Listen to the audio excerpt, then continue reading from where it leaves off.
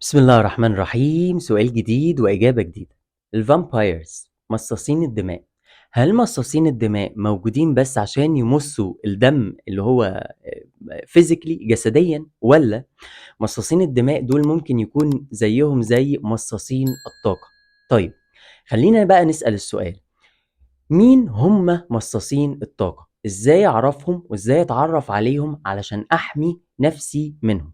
بس قبل ما اجاوب على السؤال ده بقى، خليني اسلم عليكم واقول لكم السلام عليكم ورحمة الله وبركاته.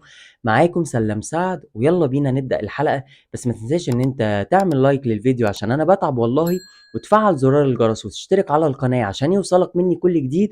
وما تنساش ان انت تعمل شير للفيديو وتعمل شير للقناة علشان نقدر نوصل لأكبر عدد من الناس ونفيدهم. ويلا بينا. الأشخاص اللي هم بيكونوا مصاصين الدماء بيكونوا أشخاص بيستنزفوك طاقيا.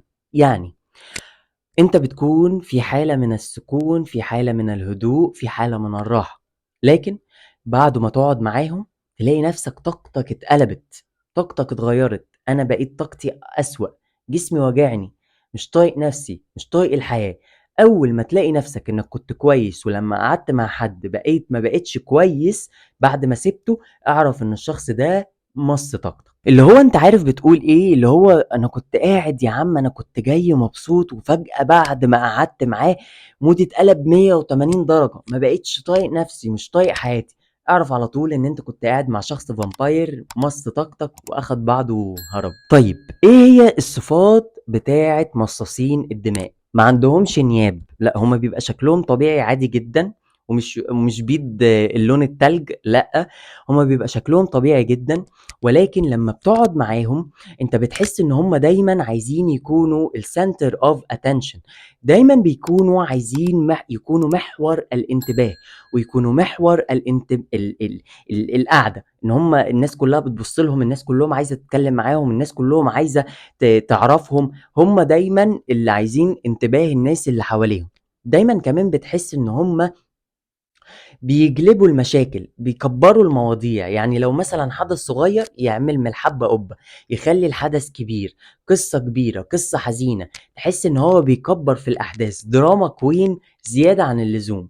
فدايما بتحس ان هو بيوسع في الامور وبيفخم في نفسه، وبرضه بيفخم في الاحداث. بتلاقيهم ان هم دايما بيلوموا نفسهم على الكبيرة وعلى الصغيرة، كل حاجة حصلت بيلوموا نفسهم عليها. ولو ما لاموش نفسهم بتلاقيهم ان هم بيلوموا الاخرين: ما انت اللي غلطت، ما انت اللي عملت، ما انت اللي سويت، ما انت اللي خليت. فدايما بيلوموا نفسهم وبيلوموا الاخرين. بتلاقيهم دايما ان هم بيتلاعبوا بالاحداث، بيتلاعبوا بالاشخاص علشان يستغلوهم ويستغلوا الاحداث في ان هم يحصلوا على المنافع اللي هم عايزينها. فدايما بيستغلوا الناس، ودايما بيستغلوا الظروف، ودايما بيستغلوا الأقدار. يعني بيشقلبوا الحقائق، بيتلاعبوا بالحقائق، وبيكذبوا وبينكروا وبيختفوا وبيحوروا علشان يستفيدوا أكبر استفادة من الآخرين والأحداث، وهكذا استغلالا تلاعبا. تحس ان هم عندهم كوديبندنسي عالية، يعني دايما بتحس ان هم بيعتمدوا عليك زيادة عن اللزوم، أو بيعتمدوا على الآخرين زيادة عن اللزوم، بس مش بيعتمدوا على نفسهم. يعني قول لنا، فهمنا، حللنا، ساعدنا، عرفنا، اعمل لنا، خللنا، سولنا. فبتحس ان انت معاك طفل دايما في حالة من الاحتياج ليك، ده شخص بيمص طاقتك. وده يخليهم دايما عايزينك انت تكون الهيرو بتاعهم، دايما انت المنقذ ليهم. انقذنا، البس سوبرمان وتعالى انقذنا. فدايما بيكونوا عايزين ان انت تنقذهم، دايما بيكونوا هم الشخصية الضحية اللي محتاجين حد ينقذهم، وانت المنقذ اللي هتيجي تحللهم مشاكل حياتهم وتحللهم الدنيا كلها. دايما بتحس ان هم بيقللوا من حجم مشاكلك وحجم الاحداث اللي بتحصل في حياتك، وبيضخموا هم من حجم مشاكلهم ومن احداث حياتهم.